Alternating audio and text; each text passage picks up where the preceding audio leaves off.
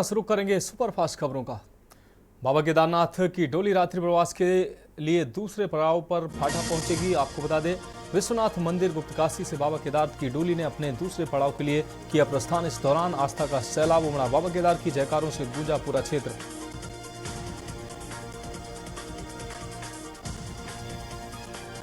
मुख्यमंत्री पुष्कर सिंह धामी ने कहा कि वन अग्नि पर नियंत्रण पाने के लिए हमारी सरकार हर मोर्चे पर कर रही है प्रयास। सेना की सहायता लेने के साथ ही अधिकारियों को भी ग्राउंड जीरो पर पहुंचकर वन अग्नि पर नियंत्रण पाने के निर्देश दिए गए हैं। रील बनाने के लिए लगा दी जंगल में आग। डीजीपी बोले, लोगों की मानसिकता हो चुकी है खराब। ऐसे एक मामले में मुकदमा किया गया दर्ज। वहीं मुख्य सचिव ने कहा, सरकार उन लोगों को पुरस्कृत करेगी जहां ग्रामीणों ने अपने अपने गांव को जंगल की आग से बचाने का काम किया।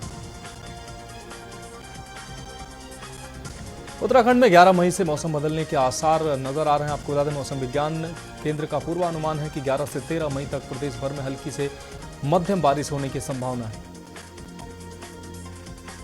उत्तराखंड के जंगलों में बढ़ रही आग की घटनाओं को देखते हुए बड़ा फैसला लिया गया। मुख्यमंत्री धामी के निर्देश पर खेतों में फसल की कटाई के बाद पराली जलाने पर पूर्ण रूप से लगी रोक। इसके साथ ही शहरी क्षेत्र में भी कूड़े को वन या वनों के आसपास के क्षेत्र में नहीं जलाने के निर्देश दिए गए हैं। रायबरेली में राहुल गांधी के नामांकन के बाद कांग्रेसियों में उत्साह दिख रहा है। राहुल गांधी और सोनिया गांधी के होर्डिंग रायबरेली में लगे दिखाई दे रहे हैं। वहीं चुनाव प्रचार भी शुरू कर दिया गया है। वहीं कांग्रेस के इस दांव के चलते भाजपा को पुराने कैंडिडेट दिनेश प्रताप को ही मैदान में उतारना पड़ा।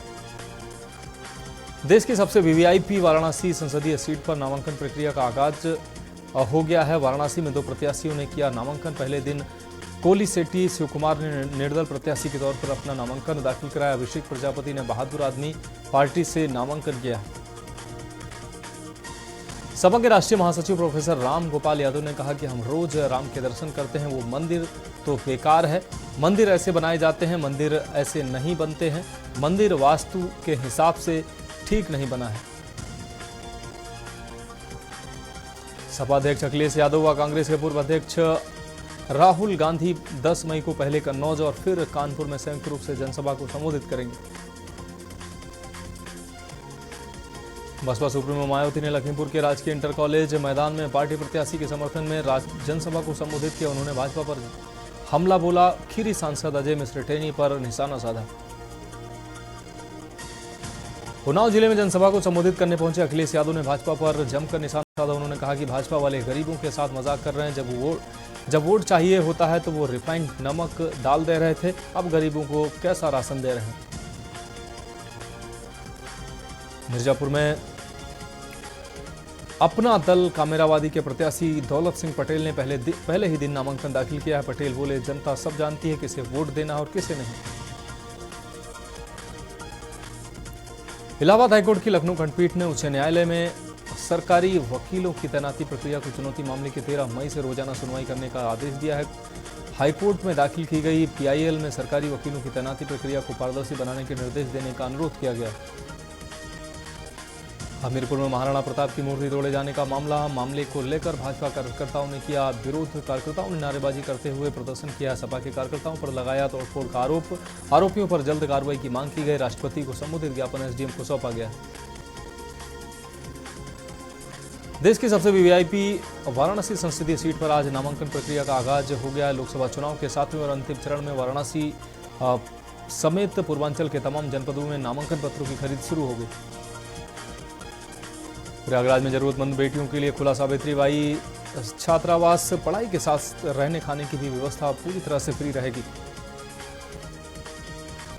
यूपी में चुनाव आयोग ने 4 आईपीएस अफसरों के तबादले किए हैं। डीजी जेल एसएन सावत को हटाया गया। उनकी जगह पीवी रामाशास्त्री नए डीजी जेल होंगे। राम मंदिर परिसर में बनेगा 500 की क्षमता वाला ऑडिटोरियम। प्रथम तल पर होगा राम दरबार। सुविधा केंद्र में लगेंगी संत तुलसीदास की प्रतिमा।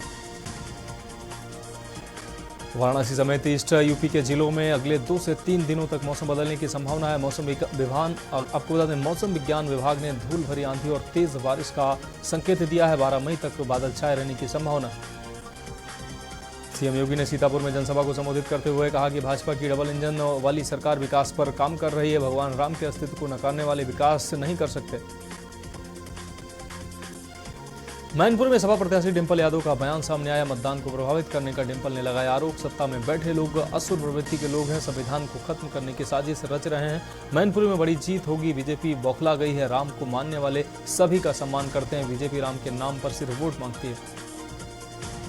आईपीएल 2024 में लखनऊ और कोलकाता नाइट राइडर्स के महत्वपूर्ण मैच के बाद कोलकाता लौट रही केकेआर की टीम वाराणसी पहुंची। मौसम खराब होने से देर रात डाइवर्ट हुआ विमान। खिलाड़ियों ने विश्वनाथ धाम में किए दर्शन, गंगा में नौका विहार भी की।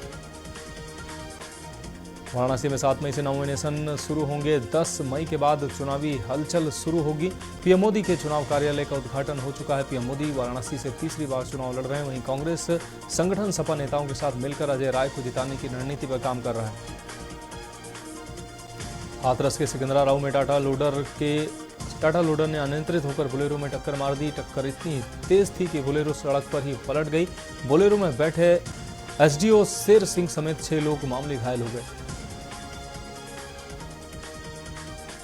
मिर्जापुर में अपना दल कामेरावादी के प्रत्याशी दौलत सिंह पटेल ने पहले ही दिन अपना नामांकन दाखिल कर दिया। राजनीतिक दलों के अलावा कुल 23 संभावित उम्मीदवारों ने पर्चा दाखिल किया। सपा के राजेंद्र एस बिंद ने 4 सेट पर्चा लिया है। नामांकन के दौरान कलेक्ट्रेट परिसर पुलिस छावनी में तब्दील रहा। बदायूं मतदान के दौरान गोपनीयता भंग का मामला सामने आया। गोपनीयता भंग करने का वीडियो वायरल हो रहा है। आपको बता दें, बूथ के अंदर वोट डालने का वीडियो वायरल हुआ है। पुलिस प्रशासन और पीठासीन अधिकारी की सांठगांठ।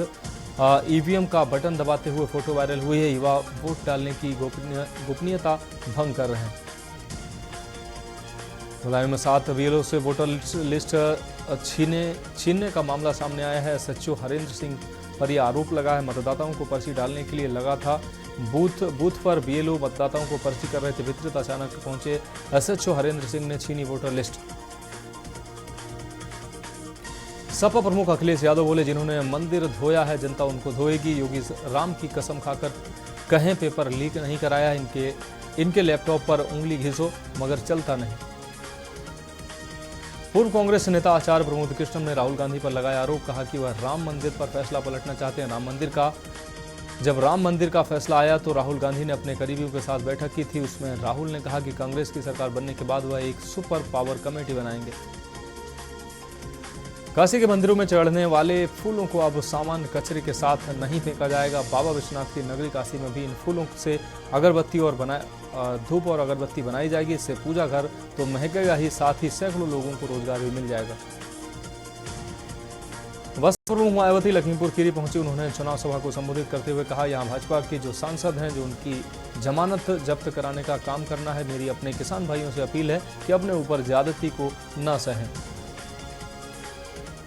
वाराणसी का शहरी क्षेत्र भले ही बिजली कटौती मुक्त क्षेत्र घोषित हो, लेकिन प्रचंड गर्मी में यह दावा फेल हो रहा है। एक तरफ बेहतर बिजली आपूर्ति के लिए बिजली विभाग द्वारा तमाम दावे और प्रयास किए जा रहे हैं, वहीं ओवरलोड की वजह से प्रतिदिन 200 से अधिक शिकायतें भी दर्ज हो रही हैं। यूपी के मुख्यमंत्री योगी बुधवार को कानपुर में घाटमपुर के पतारा कस्बे में अकबरपुर लोकसभा प्रत्याशी देवेंद्र सिंह भोले के पक्ष में जनसभा करेंगे। हमीरपुर हाईवे पर रहेगा डायवर्जन। गोरखपुर में मौसम ने अचानक करवट बदली है। मई के महीने में उमस भरी गर्मी और चिलचिलाती धूप से लोगों को मिली राहत। आसमान में काले बादल छाए रहे, तेज हवाएं चलती नजर आईं और बादल गरज रहे थे। कानपुर में आईएससी ताइक्वांडो ट्रायल प्रतियोगिता का आयोजन 8 मई को होगा। यह प्रतियोगिता 2 दिवसीय होगी, जिसमें 8 मई को नॉर्थ जोन के खिलाड़ी प्रतिभाग करेंगे और 9 मई को साउथ जोन के खिलाड़ी प्रतिभाग करेंगे। फर्रुखाबाद में सपा प्रत्याशी पर आचार संहिता उल्लंघन का मामला दर्ज हुआ है। 25 लोगों के साथ घर घर वोट मांगने की अपील की अनुमति ली थी। 3000 लोगों की भीड़ थी जुलूस में और ये जुलूस निकाला गया। मैनपुरी के चुनावी मैदान में 1.5 साल बाद डिंपल यादव हैं। 1996 से इस सीट पर सपा का ही कब्जा है। 2024 में ये सीट किसके पलड़े में जाएगी, ये 4 जून को ही तय होगा। 8 मई को पतारा कस्बे में जनसभा करेंगे सीएम योगी। भाजपा प्रत्याशी के लिए जनसभा को संबोधित करेंगे। कार्यक्रम स्थल पर पहुंचकर एसीपी घाटमपुर ने लिया जायजा। आपको बता दें, जनसभा स्थल पर हेलीकॉप्टर से पहुंचेंगे सीएम योगी।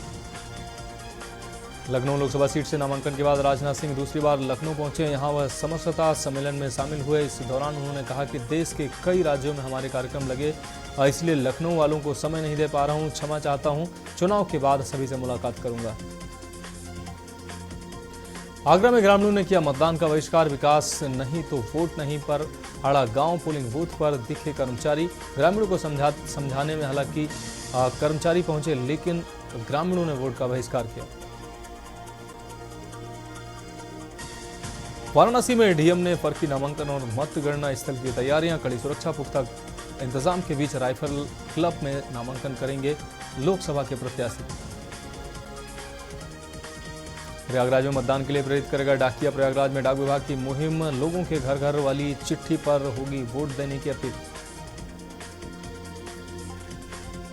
कासगंज में बूथ संख्या 96 पर ईवीएम खराब होने की शिकायत की गई थी। 4 वोट डालने के बाद ईवीएम खराब हुई थी। काफी देर तक मतदाता परेशान हुए थे। सोरू कस्बा के रामसिंहपुरा का है पूरा मामला।